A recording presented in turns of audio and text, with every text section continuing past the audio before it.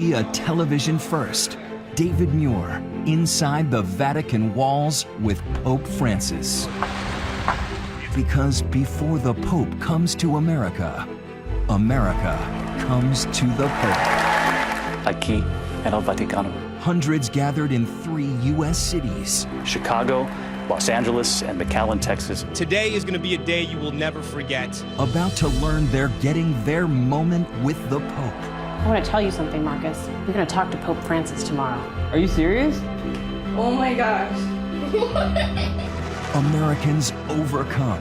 This is their moment with Pope Francis. A never-before-seen event, a town hall, a virtual papal audience with the People's Pope. Papa Francisco.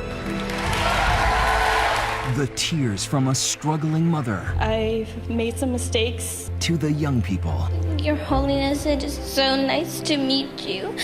Their trembling voices and brave hearts. To the surprise request from the Pope in English. Sing a song for me? To the American nun who had no idea what the Pope was about to do. Tonight, a once-in-a-lifetime event. Do you have a message for America before your visit? Reporting from the Vatican with the ABC News exclusive, Pope Francis and the People. Here's David Muir. Good evening. Tonight from the Vatican, where Pope Francis is preparing for his visit to the United States. And right here this evening, we take you inside the Vatican for a special and rare event, an historic first for American television. Pope Francis is about to connect with families, with young people across the United States, a virtual papal audience. He'll take questions and hear stories of hardship and survival. We have never seen something quite like this from a pope, but this pope, after all, is already breaking the mold.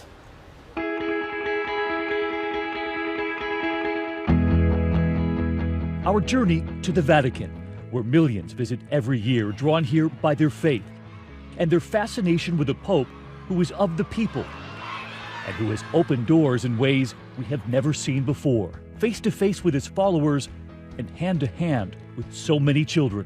And we have been invited here for an historic first, walking into St. Peter's Square, where so many have come to hear Pope Francis, but we are drawn here for something else, to connect the Pope to everyday Americans back home who have no idea they're about to ask the Pope their questions. Because as they sit there, I find myself standing outside this back door inside Vatican walls, where they tell me the Pope will soon emerge. I would stand there and wait. We are just a few steps from the Pope's modest residence. In one of his first signals that he would be different, Pope Francis chose to forego the grand papal apartment, instead choosing to live with other priests in a simple building. The surprises from this Pope began the moment he stepped onto that balcony, wearing white, a simple cassock, his orthopedic shoes.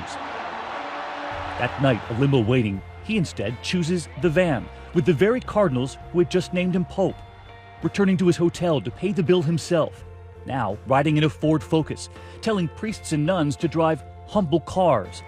We saw it here in Rome, the nuns waving to us. Pope Francis has never used a computer, owned a cell phone, but he is on Twitter, tweets approved by him, 22 million followers, the first pope to take a selfie. Times Person of the Year, Esquire, Rolling Stone, the cover reading, Times, they are a-changing. Everywhere he travels, surrounded by millions. Lifting children, the boy who kissed the Pope's crucifix, the heart he drew from the window, not once, but twice. And Pope Francis is about to come to the U.S. We asked Americans across this country if they ever met the Pope, what would they ask? If I met Pope Francis, I would ask him, how does he give hope to the hopeless? I would ask the Pope, how can I help those in need when I am in need? I would buy him a beer and ask him, what's the secret to life? If I met the Pope, I would ask how to be a more impactful youth. All questions if they ever met him, all drawn in by his common touch. Outspoken on the poor, immigration, climate change, and famously saying, if someone is gay and searches for the Lord, who am I to judge? He wants the church to be a place of comfort for people rather than a place of judgment. And now back inside the Vatican, where I'd been waiting, the door suddenly opens. The door closes, and Pope Francis is standing right there. A simple request. He wanted to meet me before the cameras. The Pope emerges. Our walk to the room in the Vatican where he will now take questions from Americans back home. And hundreds of them are just now seeing the Pope too. Cristo Rey Jesuit High School, Chicago. The Sacred Heart Catholic Church in McAllen, Texas. And in Los Angeles, they see the Pope too. They've just learned they're about to meet Pope Francis, a virtual papal audience, a conversation with him, unprecedented. The Pope entering the room. A smile from him, surprised at the scope of the crew. He shakes everyone's hand in that room and blesses them. And then we would sit down with the Pope. Su Santidad, es un gran honor estar con usted aquí en el Vaticano y muchas gracias por su tiempo hoy. Lo hago con gusto. We tell him we are honored, speaking in English and in Spanish, his native language. We are curious if you have a message before your visit to the United States. Un saludo grande.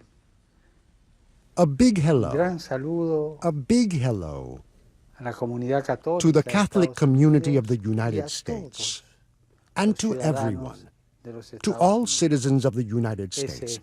That's my message. An affectionate greeting. Muchas gracias. Holy Father, we want to take you now to Chicago, to the Cristo Rey Jesuit School. Ahora, nos vamos a Chicago a la Escuela Jesuita Cristo Rey. My colleague Tom Llamas is there with students. Tom, this is their moment with Pope Francis. David, thank you. Holy Father, as you know, we are here in Cristo Rey High School. All the students here are so special. They live amid gang violence. They come from low-income neighborhoods, yet somehow they not only are overcoming the odds, they are beating the odds. Many of the men and women you see here will be the first in their families to attend college. But there are two young women we'd like you to meet. The first is Valerie Herrera. Valerie, if you can come up and talk to us. Hello, Holy Father. It is such a privilege to be talking to you. My story.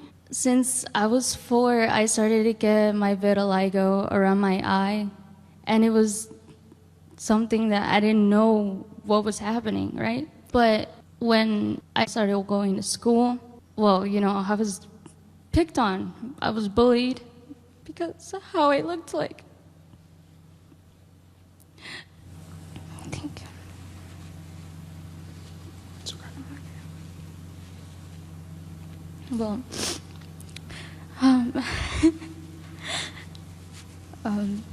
music has always been something I was able to use to escape all the bullying and everything.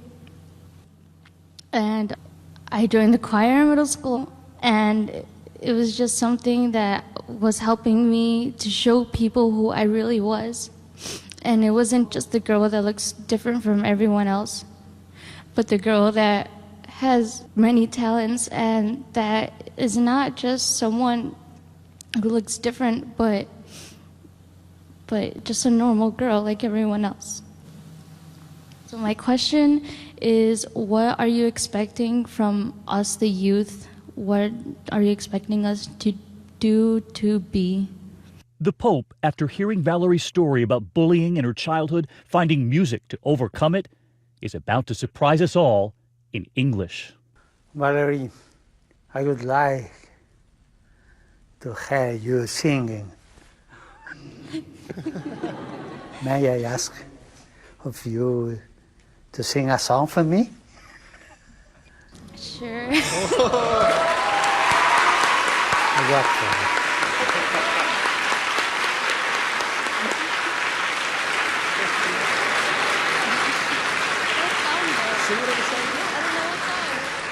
Go on, go on. Okay. Take a deep breath. You got this.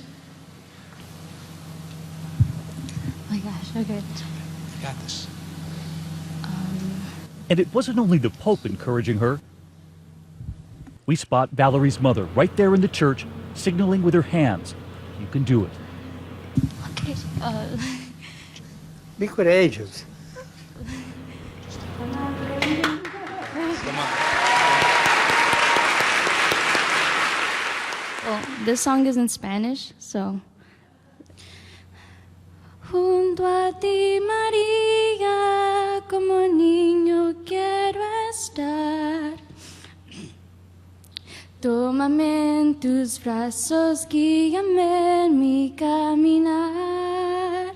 Quiero que me eduques, que me enseñes a rezar. Hazme transparente, lléname de paz.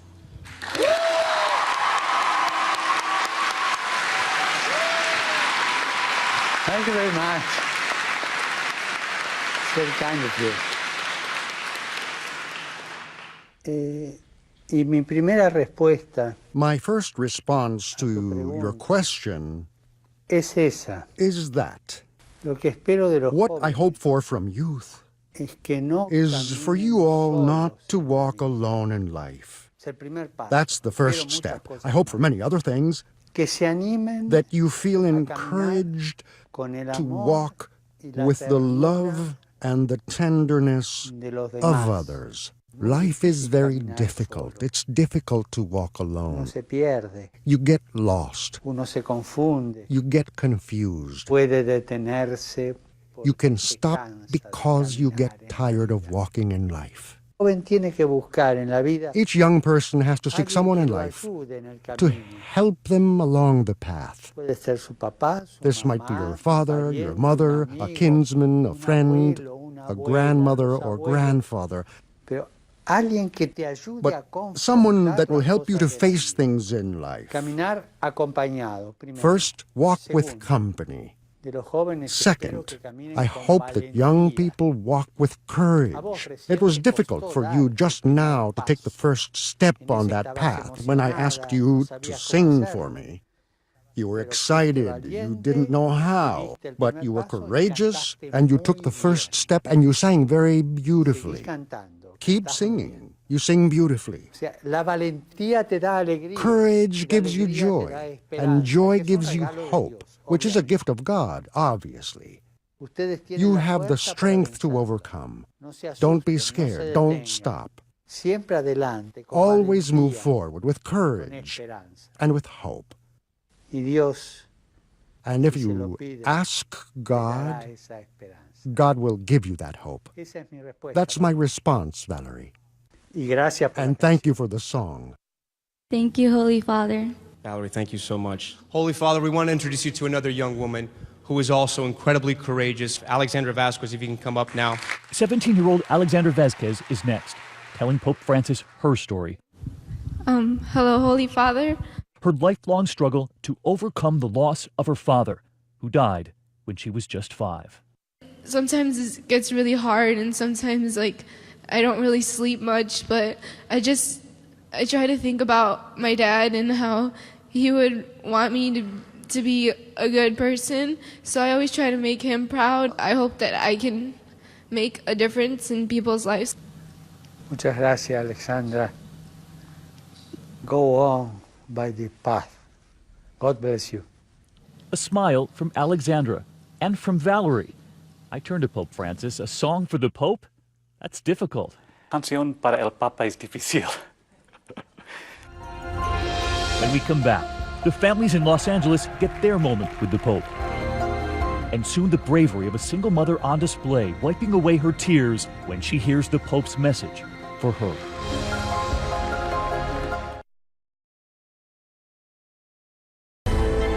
This 2020 special continues. Once again, David Muir. Behind those Hollywood hills and beyond the glitz and glamour of Los Angeles, if you look a little closer, you will find another city. There are more homeless families on the streets in Los Angeles than any other place in America.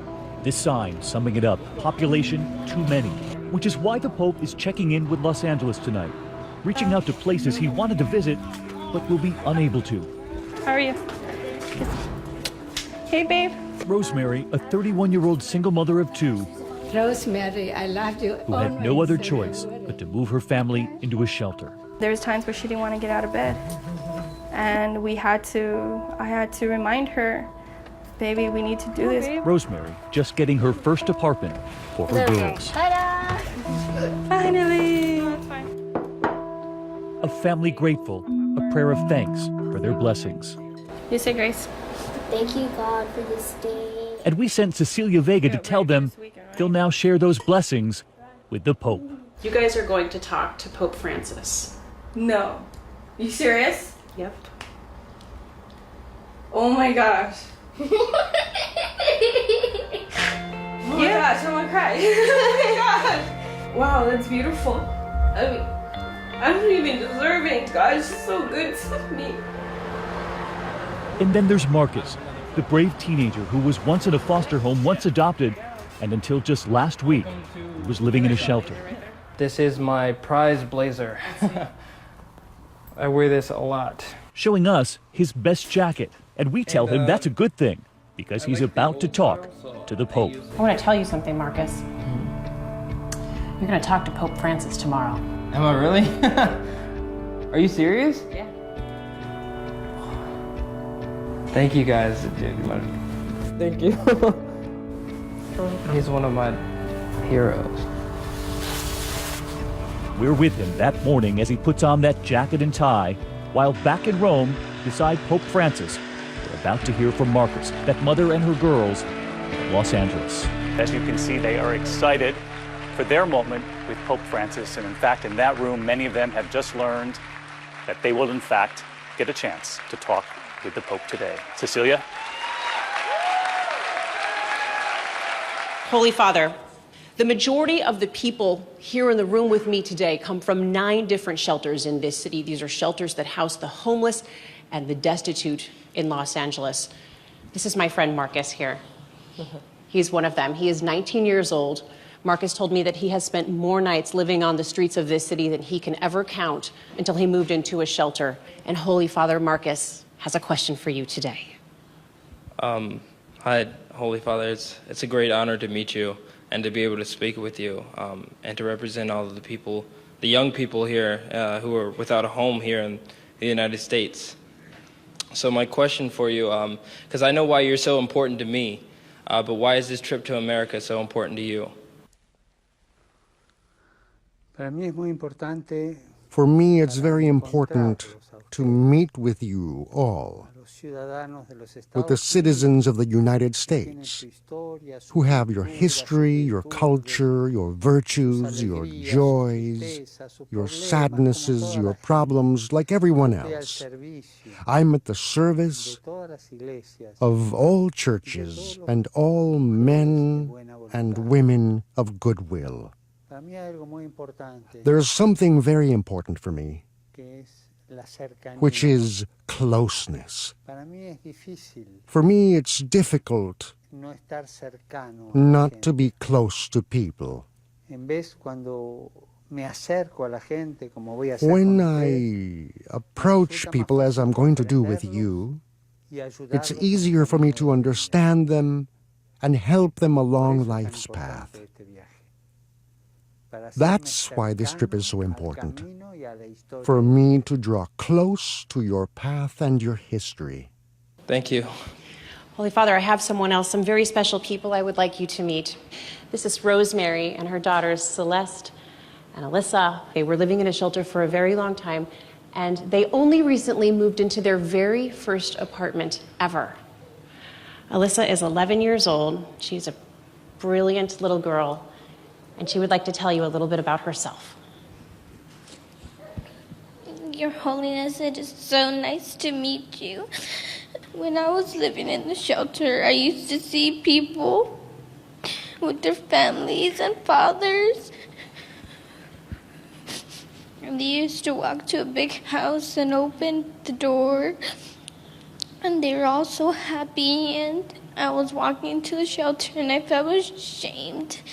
But I had my family, my sister, and my mom who really support me at times when I'm really sad. And I have an apartment and a dog named Chico. And I really love all of them. And this is Rosemary. Rosemary, what would you like to tell the Holy Father today? Hi, Holy Father. My name is Rosemary. I want to show you this, love. And it's hard for me to be a single mom. I struggle, and it's hard for me to hear my daughter tell me these things. I've made some mistakes as a person, as a mother. I felt guilty at times and ashamed. We have each other, and that's what's important, that we can still do it. And when I look at my daughter, Liz and Celeste, and I see how beautiful they've grown, they just inspire me to not give up. Every day I try and I hope and I pray, and I just want to thank you, and I want to say I love you, and God bless you.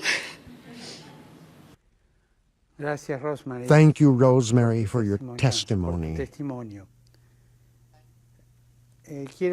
I want to tell you one thing.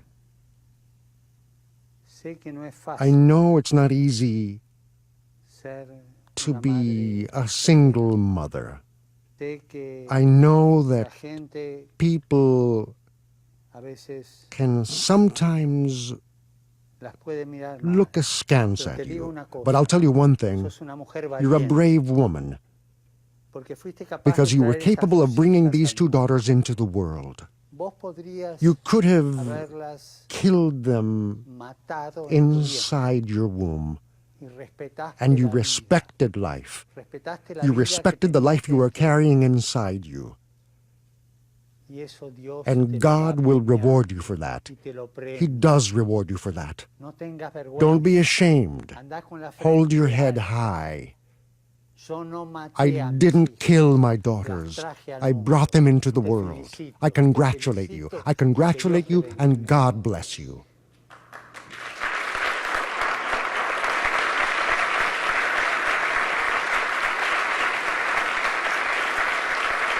From thousands of miles away in Rome, sitting beside the Pope, we see those tears.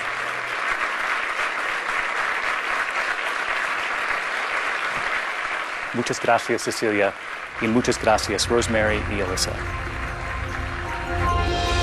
When we come back tonight from Rome, our conversation with Pope Francis continues. We take you to a Catholic church in the south where they are anxiously awaiting the Pope, but no one was expecting this surprise, not even the nun sitting quietly in that pew. When we come back.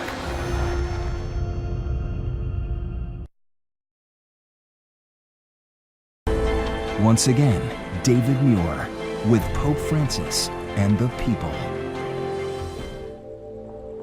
The cross on the steeple of the Sacred Heart Church in McAllen, Texas, a beacon of hope for thousands of immigrant families who stream across the U.S.-Mexico border just 5 miles away from here.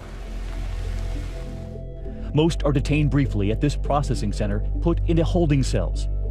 And while this is a flashpoint here in America, for Sister Norma Pimentel, her focus is on the humanity. They are dirty, muddy, in most cases sometimes even wet from having crossed the river. They haven't eaten or slept for a while. You see that they're scared, they're frightened. She has set up a welcome center here at the church. They're people, and so their tears just start to fall of joy. There are people here in the United States that says, I want to help. The Pope is about to surprise her. And then there's Ricardo. My name is Ricardo Ortiz. I am 19 years old, and I'm one of the millions of dreamers in the United States. More than 1 million dreamers brought here by their parents. Many of those children say America is the only place they know. Ricardo came from Mexico at 4 years old. I feel like I'm American. I did all my school here. My education was here. My lifestyle is of an American. He even earned a soccer scholarship for college, but it was taken away when the school learned he is undocumented. And amid the debate in this country over what to do with the millions of undocumented immigrants and their children, the Pope has been outspoken, once saying that migrants and refugees are not pawns on the chessboard of humanity. But what will the Pope say right here tonight? As we return to the Vatican, about to connect Pope Francis to hundreds waiting for him in Texas. Now let's go to Sacred Heart Church on the U.S.-Mexico border, McAllen, Texas. the crowd erupting into cheers when they see the Pope. Chanting, "We see him, we feel him, the Pope is here." And we send it to Mariana Atencio from our sister network, Fusion. Thank you, David. This church, just 5 miles from the border with Mexico, has been a temporary refuge for tens of thousands of undocumented immigrants. Immigrants like Ricardo, who I want to introduce to you today. Ricardo, come on up here. Ricardo has been living in Texas since he was 4 years old, and today he wants to tell you his story. Good morning, Father. It's been my childhood dream to meet you one day. Coming out of middle school, I didn't really understand what it was to be an immigrant child. I didn't understand that because I was born on the other side of a border, that life would be different for me. At the age of 16, 17, my dad had an accident. I had to become the breadwinner of the family. I had to be the person that supported our family. Having to support a family of 6 and having younger brothers look up to you really made it hard on me. There was times that maybe we had to skip a meal, maybe we had to eat just beans and a tortilla because there was no money. When it got time to head out to college, they informed me that I wasn't able to attend the university of my dreams because I wasn't a United States citizen. I ended up going to a community college, started working full-time, and started supporting my family. I have a question for you, Father.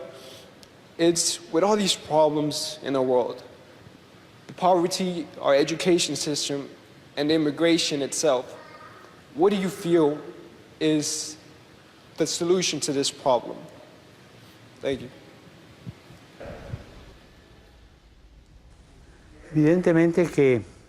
Clearly, listening to your story, I can tell you that life made you a father before your time because you had to support your family from a very young age while your father was ill.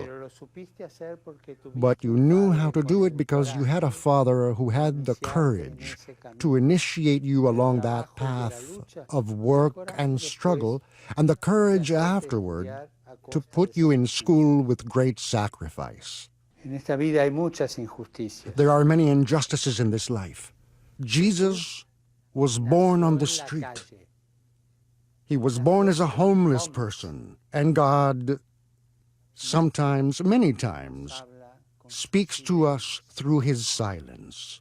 The question you asked me, the number of people who experience hunger, who don't have the means to grow, who don't have the means to tend to their health, who die as children, who can't afford an education, the number of people who have no home, the number of people, we see it now, today, who emigrate from their country looking for a better future, and so many of them die along the way. I see Jesus on the cross. What to do? The world has to have greater consciousness of the fact that exploitation of one another is not the path. We are all created for friendship in society. All of us bear responsibility for everyone else. No one can say, this is as far as my responsibility goes. We are all responsible for everyone, to help each other out as best we can. Friendship in society, that's what God created us for. Speaking in soccer terms, I would say to you that the match is played between friendship in society and enmity in society. You take care of yourself and let the other person take care of themselves. That is not God's plan. That's what I can think of to say to you, and also to express my admiration for you. Life turned you into a father before your time.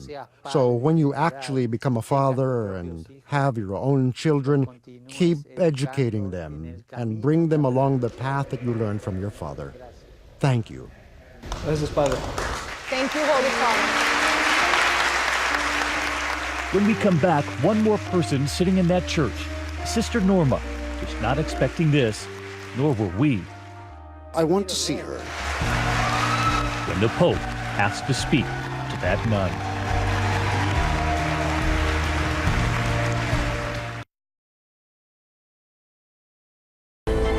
A special 2020 continues with Pope Francis and the people. Here again, David Muir. It was just this week the Pope saying during Mass in Rome, we must pray for the thousands of refugees and migrants who have died on their journeys.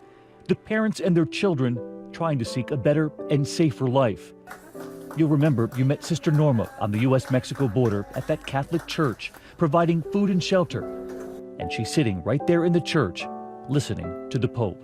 And he's about to hear from an 11-year-old who was helped by that nun. Wendy is 11 years old, and she just made a 26-day journey with her mother, Enes, from El Salvador. She wants to tell you a little bit about what she had to go through. We came from El Salvador with my mom because it was too dangerous with the gangs.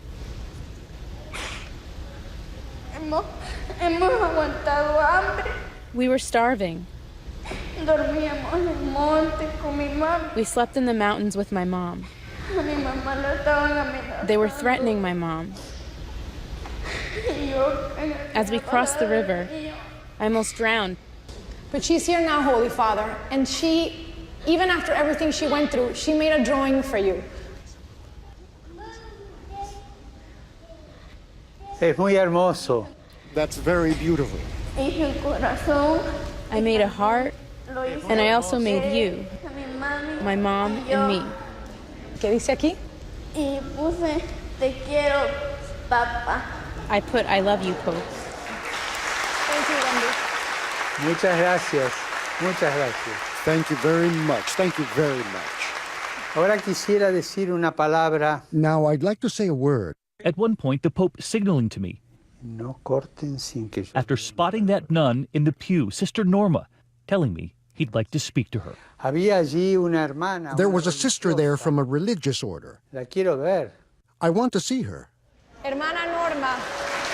Estaba escondida entre la gente. She was hidden there among all the people. Hermana. Sister.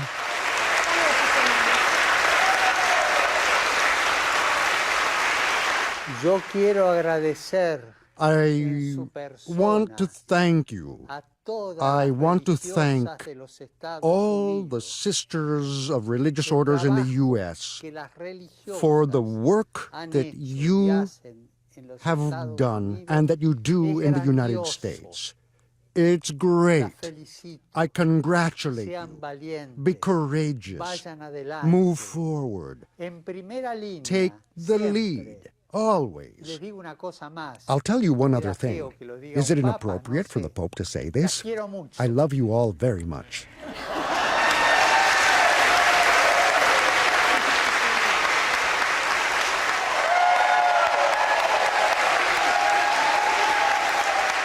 The bravery inside that church on the Mexican border, and they waited so long to see if they would get the opportunity to communicate with the Pope, and now they have. When we come back, we take you on a tour where the Pope will visit when he comes to America and what he's about to ask Americans to do for him. And just this week, this image of the Pope buying new glasses in Rome before his trip to America, telling the store owner he didn't want to spend much.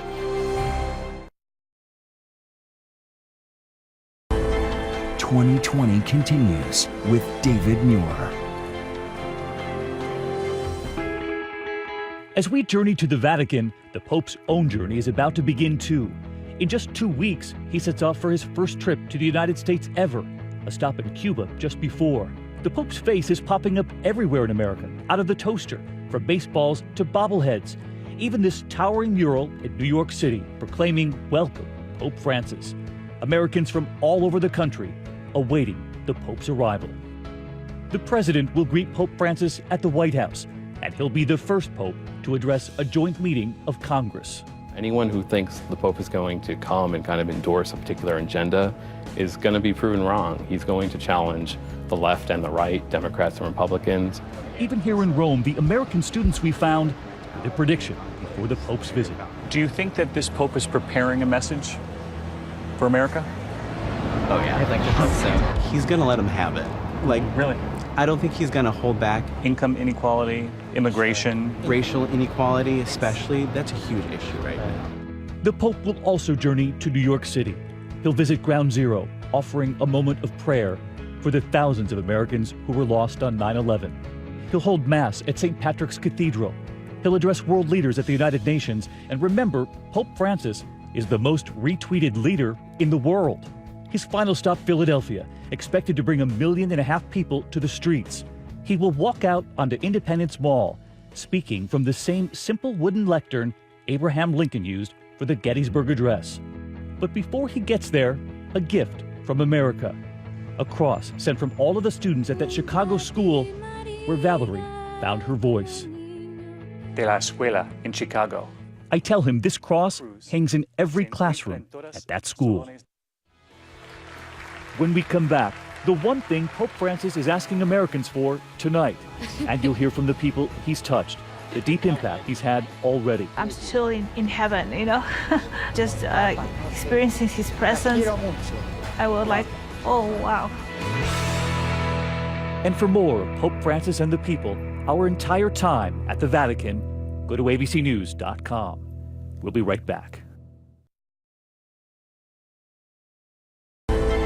This 2020 special continues.